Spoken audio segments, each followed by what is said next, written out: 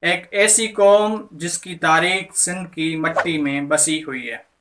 سمرہ قوم سندھ کی سب سے قدیم اور باوقار برادریوں میں سے ایک ہے۔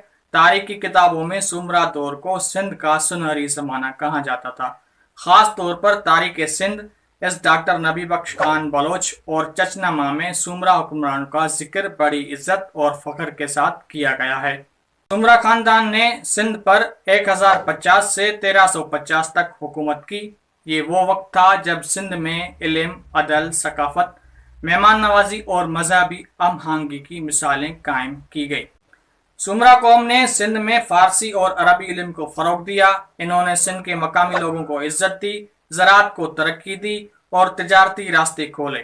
ان کے دور میں سندھ باب الاسلام کہلایا جاتا تھا، جہاں محبت اور بھائی چارہ بسا ہوا تھا۔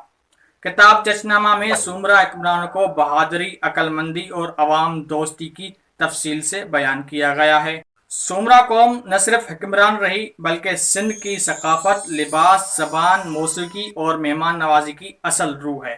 آج بھی سمرہ برادری اپنے اصولوں، عزت اور اتحاد کے لیے پہچانی جاتی ہے۔ ہمیں فخر ہے کہ ہم اس قوم سے ہیں جس نے سندھ کو سنوارا، علم پھیلایا اور محبت بانٹی۔ اگر آپ بھی سمرہ قوم کا حصہ ہیں یا اس تاریخ سے سیکھنا چاہتے ہیں تو اس ویڈیو کو ضرور شیئر کریں۔ اللہ ہمیں اپنی قوم کا نام روشن کرنے کی توفیق عطا فرمائے۔